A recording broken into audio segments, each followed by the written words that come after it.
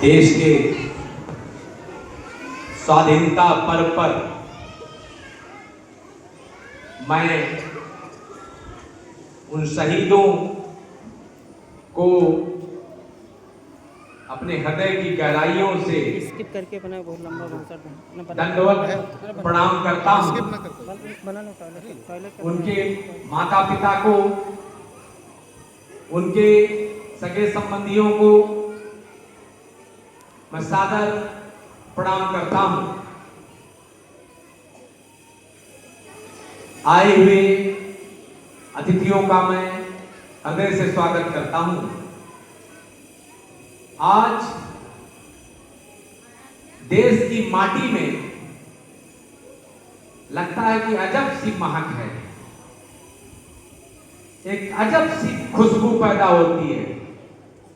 चारों तरफ हरियाली फैली हुई है, खेतों ने ऐसा हरा परिधान पहन रखा है कि लगता है कि हमारे शहीदों के स्वागत में हमारी फसलें लहला रही हैं और तिरंगे जो बच्चों के हाथ में हैं वो साबित कर रहे हैं कि हमारे मन में उनके प्रति गजब का उत्साह है और गजब की श्रद्धा है।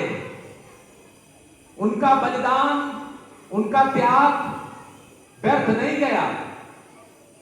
उसको हमारी पीढ़ियां आगे वाली और जो आने वाली दोनों चरितार्थ कर रही हैं और देश को प्रगति के पथ पर ले जा रही हैं। माटी का महत्व तब पता लगता है जब माटी से दूर होते हैं। माटी का मतलब अपना देश।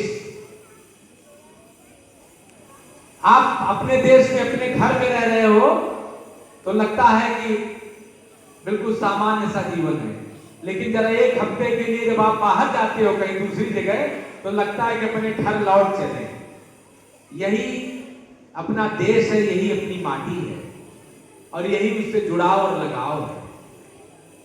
जब हम विदेशों में जाते हैं तो हमें एहसास होता है कि हमारा अपनापन क्या है, हमारा देश क्या है, हमारे लोग क्या है।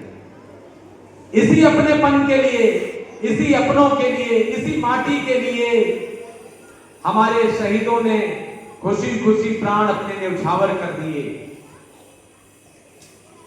अत्यंत यातनाएं सही, खूब परेशानियां झेली, लेकिन फिर भी हिम्मत नहीं हारे और देश के लिए सब कुछ न्यौछावर कर दिया, सिर्फ इसलिए कि हम आजादी से घूम सके, आजादी से अपनी बात को कह सके, आजादी के साथ जी सके। तो हमारा भी एक दायित्व बनता है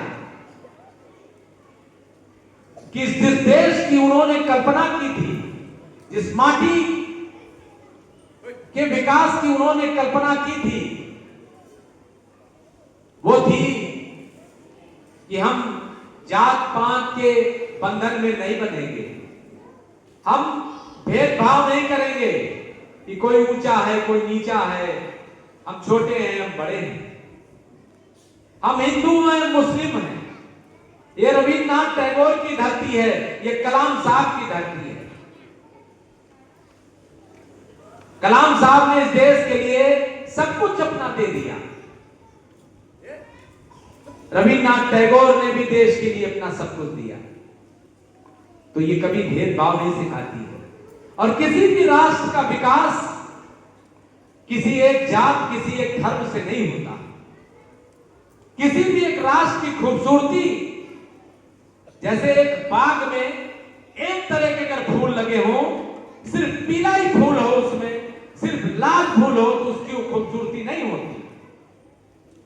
किसी भी बाग में अगर नारंगी है, पीले हैं, लाल हैं, गुलाबी हैं, हर तरह के फूल हैं तो उस बागबान की, उस बगिया की खूबसूरती अलग देखने में लगती है। उसी प्रकार ये हमारा देश है, इसमें जब हर तरह के फूल महकेंगे, खिलेंगे, अपना योगदान देंगे, तब ये देश महकता तो है ही है और महकेगा और उसकी पहचान विशिष्ट होगी। सबका इस देश में योगदान है, किसी एक जाति का, किसी एक धर्म का, किसी एक संप्रदाय का कोई योगदान है, सबका योगदान है और सबका बराबर का योगदान है। इसलिए मैं जो इस देश को संभाल रहे हैं, इस देश की बागडोर जिनके भी हाथों में है, मेरी आवाज चूंकि विद्यालय के कैंपस तक है, इसके बाहर वो अब की बार हाथ नहीं लगे हैं, उनके कानों तक गूंजनी चाहिए कि इस देश को जातियों में न बांटो, इस देश को धर्म में न बांटो, इसको संप्रदाय में न बांटो, इस देश को एक रहने दो। हमारी खूबसूरती हमारी विविधता है, हमारा एक व्यक्तित्व ही अलग है। हम किसी एक संप्रदाय, एक धर्म के राष्ट्र नहीं हैं। हमारी जो सुंदरता है वो हमारी विविधता है कि विविध रूपों में झलकते हैं और अलग अलग रूपों में दिखते हैं। कहीं सुदूर पठान हैं, तो कहीं सुदूर साउथ के दक्षिण भारतीय हैं, तो कहीं बंगाली हैं, तो कहीं असमिया हैं। ऐसी खूबसूरती किसी राष्ट्र को देखने को नहीं मिलती। आप विश्व के किसी राष्ट्र में चले जाइए, इतनी बढ़िया खूबसूरती नहीं मिलेगी आपको जितनी खूबसूरती यहां मिलेगी। आप आसाम चले जाइए, मेघालय चले जाइए, वहां ईसाइयों का अपना वो है, वो खूबसूरती आप उनकी देखिए। आसाम में आसाम की संस्कृति देखिए।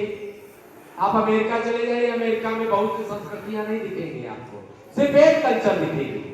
सुदूर दक्षिण चले जाइए, आप दक्षिण की खूबसूरती दिखेगी।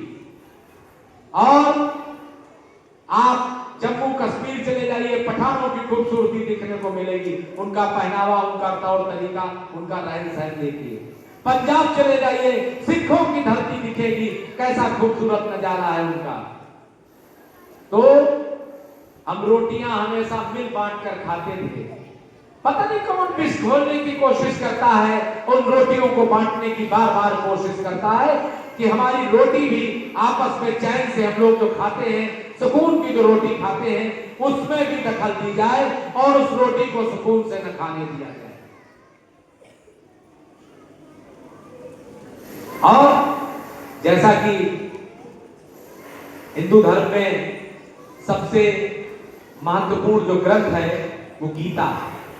गीता ही सबका सार है। गीता से ही मैं तो इतना बड़ा विद्वान नहीं हूं, लेकिन मैं जानता हूं, जहां तक मेरी अपनी सोच है, मैं किसी दूसरे की सोच पर ये वो नहीं कर रहा हूं कि गीता सिर्फ एक चीज सिखाती है कि धर्म से बड़ा कर्म है और कर्म से बड़ी कोई चीज नहीं।